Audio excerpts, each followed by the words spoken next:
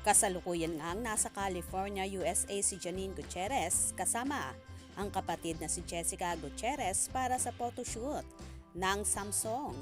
Nandito rin at kasama ng dalawang VIPs ng naturang kumpanya. Sobrang excited naman si Nini sa mga magaganap na ito at pangmalakasan talaga ang peg ng dalaga. Biruin mo naman at sa LA pa magaganap ang naturang shoot na yon. O diba? Bonggang-bongga talaga.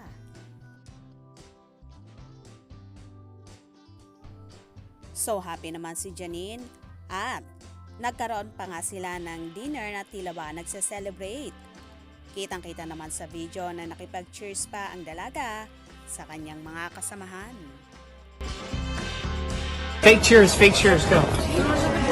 There's no sound. There's no sound. No, clink it.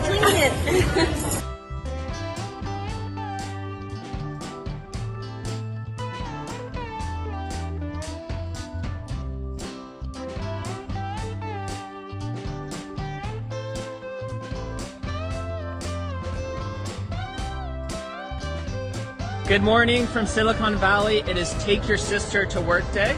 So Janine and I brought our sisters all the way from wherever you guys are from.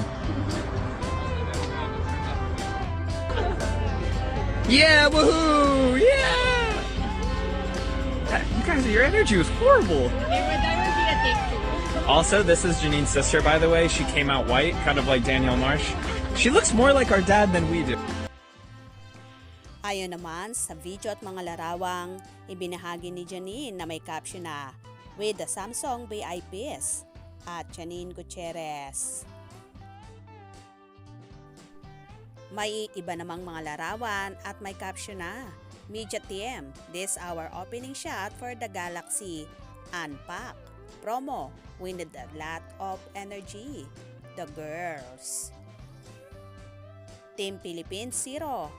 Jetlag 1. Tila enjoy na enjoy si Janine sa magiging photoshoot na yon at bago nga maganap yon ay namasyal muna sila.